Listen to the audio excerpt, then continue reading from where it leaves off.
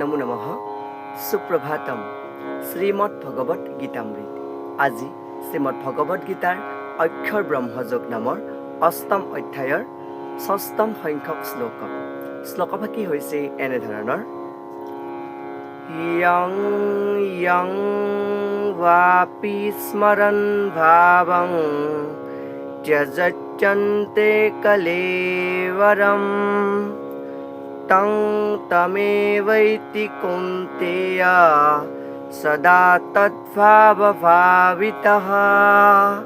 এই বিশিষ্ট শ্লোকভাগীৰ অসমীয়া অৰ্থ হৈছে এনেধৰণৰ: হে কুন্তী পুত্ৰ, অন্তিম অৱস্থাত মনত যেনে এটা ভাৱ লৈ মানুহে দেহত্যাগ কৰে, মৃত্যুৰ পাছতো নিশ্চিতভাৱে সেই ভাৱৰ অনুসাৰেই এটা নতুন অৱস্থা লাভ কৰে বুলি কোৱা প্ৰসংগত ভগৱান শ্ৰীকৃষ্ণই সখা অৰ্জুনক অক্ষৰ ব্ৰহ্মৰ যোগৰ যি তাত্ত্বিক সিদ্ধান্ত, এই সিদ্ধান্ত সম্পৰ্কে অৱতাৰণা কৰা সম্পৰ্কে এই বিশিষ্ট শ্লোকভাগীৰ অৱতাৰণা কৰিছে আৰু তেওঁৰ মনৰ সংশয় দূৰ কৰাইছে যে যদি অন্তিম পৰ্যায়ত কোনো এজন ব্যক্তিয়ে তেওঁৰ মৃত্যুৰ সময়ত যদি ভগৱানৰ চিন্তন কৰিয়েই মৃত্যুবৰণ কৰে, তেতিয়াহ'লে তেওঁ পৰৱৰ্তী পৰ্যায়ত সেই একে অৱস্থা লাভ কৰে বুলি, মানে যি কৃষ্ণ ভাৱনাৰ অৱস্থা লাভ কৰে বুলিও ইয়াতে উপস্থাপন কৰিছে।